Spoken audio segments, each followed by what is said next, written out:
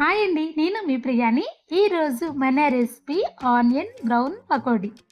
ఈ పకోడీని మీరు ఎప్పుడైనా తిన్నారా? కనీసం టేస్ట్ అయినా చేశారా? ఆనియన్స్తోనే చేస్తాం, కానీ ఇందులో వేసిన పిండిని బట్టి ఈ పకోడీ ఈ కలర్ వస్తుంది.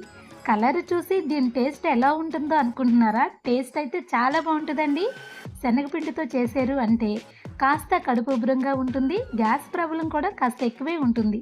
కానీ ఈ పిండితో కనుక మీరు పకోడీ చేశారు అంటే కలర్ మాట అట్టుంచండి, టేస్ట్ అయితే చాలా బాగుంటుంది. క్రిస్పీగా మనం పకోడీ ఎలా చేసుకుంటామో అలానే చేసుకోవచ్చు.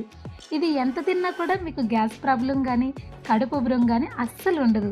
ఈ టేస్టీ రెసిపీని 5 నిమిషాల్లో ప్రిపేర్ చేసుకోవచ్చు. మీరు చేయాలంటే మన ఫుల్ వీడియో చూసి ప్రిపేర్ చేసుకోండి. ఏ పిండి వేసానో, ఎలా ప్రిపేర్ చేశానో మొత్తం వివరంగా ఉంటుంది. ఈ వీడియో కనుక మీకు నచ్చితే మీకు తెలిసిన వారికి, మీ ఫ్యామిలీ మెంబర్స్కి షేర్ చేయండి.